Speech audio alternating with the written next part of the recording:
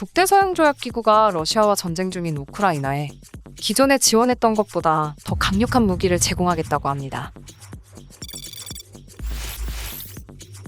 이번 전쟁 초기부터 우크라이나가 전 세계에 무기 지원을 간청했지만 유럽 국가들은 주저했는데요. 그 이유는 공격용 무기를 공급하게 된다면 전쟁의 규모가 커질 수도 있기 때문입니다. 하지만 러시아군이 키이우 등 북부에서 물러나 동부 돈바스에 전력을 집중하면서 치열한 교전이 예상되는 상황이라 유럽은 첨단 무기가 중요하다는 판단이 섰고 우크라이나에 공격용 무기를 지원하겠다고 밝힌 것인데요.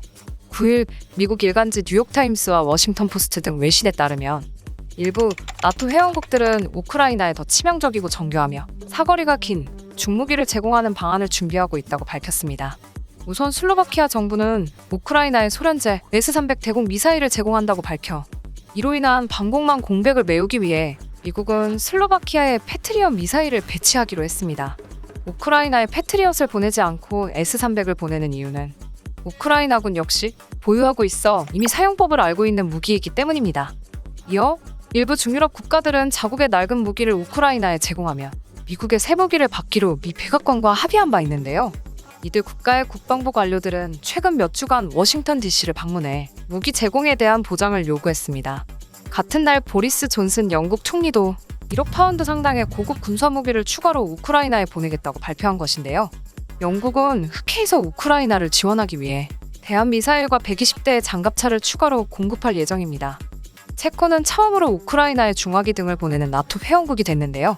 당국의 공식 발표는 없었지만 비공식적으로 탱크 지원을 한 것으로 알려졌습니다. 우크라이나는 이것들로도 부족했는지 한국에 살상 무기인 휴대용 대공 유도무기 체계 지원을 요청했습니다.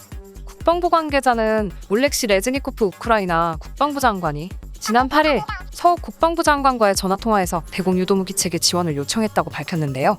저고도로 침투하는 적 항공기를 요격하는데 주로 사용하는 신궁은 2인 1조로 운용되며 개별 휴대가 가능해 잘만 활용하면 대략 2억짜리 신궁 미사일 한 방으로 100억 원이 넘는 적 항공기를 쉽게 격추시킬 수도 있는 무기입니다.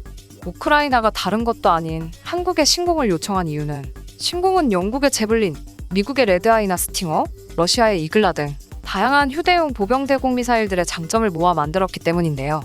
무게는 6kg 정도로 가볍고 명중률은 95% 이상, 가격은 1억 8천만 원 정도로 타사 대비 5천만 원 정도 더 저렴하고 프랑스의 미스트랄과 같은 기능인 대적외선 방해 대응 능력과 목표물이 반경 1.5m 이내로 접근하면 폭발하는 근접 신관까지 있어 효율성이 높다고 합니다. 대표적인 보병용 대공 미사일인 스팅어는 휴대성을 극대화하려다 보니 탄두 중량이 작아서 근접 신관이 없는데 신궁은 근접 신관과 표적기의 비행 방향과 나란하게 접근하여 격추하는 기능이 있어서 적기의 조종사와 엔진 등을 노릴 수 있어 더 효과적입니다. 우크라이나가 한국의 신궁만 찾는 이유가 여기 있었던 것이죠. 그래서 지난 8일 레즈니코프 우크라이나 국방부 장관이 서 장관에게 전화를 걸어 러시아의 탱크와 항공기를 막는 대공 유도무기 체계를 한국에게 지원해달라고 요청했고 전 세계가 극찬한 무기인 한국산 대공 유도무기 체계 신궁을 보내달라고 한 것이죠. 지금은 우크라이나가 적극적으로 무기 요청을 하고 또 나토 회원국들이 무기 지원을 하지만 그동안 나토 회원국들은 무기 지원을 꺼렸었는데요. 이유는 크게 세 가지로 우크라이나에 제공한 무기가 전력상 우위에 있는 러시아군에 넘어갈 수 있는 점, 우크라이나군이 무기를 다룰 만한 훈련 시간이 부족하다는 점, 마지막으로 공격용 무기 공급으로 인해 서방과 러시아의 갈등이 커질 수 있다는 점이었습니다. 이 때문에 서방이 공급한 무기는 지금까지 단거리의 방어적 성격의 무기로 주로 제블린, 엔너, 스팅어 미사일 등 가볍고 다루기 쉬우며 비교적 훈련이 많이 필요하지 않은 것들이었는데요. 그러나 전장이 우크라이나 돈바스로 옮겨가고 치열한 전투가 예상되는 만큼 러시아군을 막는 데 서방의 고화력 무기가 필요해진 것입니다.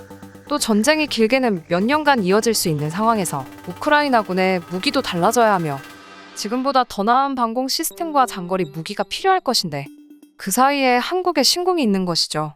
다만 문제는 무기 공급이 우크라이나가 원하는 만큼 빨리 이뤄질 수 있느냐인데요. 익명의 유럽 외교관은 뉴욕타임스에 어떤 무기를 우크라이나에 보낼지 최종 결정을 내리지는 못했다고 말했습니다. 하지만 한국의 국방부는 우크라이나 지원을 위해 1차로 방탄헬멧 의약품 등 20여 개 품목, 10억 원 상당의 비살상용 군수물자를 지원한 바 있으며 추가 지원을 검토 중인 것으로 밝혔습니다. 앞으로 추가 지원에 어떤 물품이 들어갈지 지켜봐야겠지요. 하루빨리 우크라이나의 전쟁이 종식되고 평화를 찾았으면 좋겠습니다. 이상 비바튜브였습니다. 감사합니다. 구독, 좋아요는 잊지 말아주세요.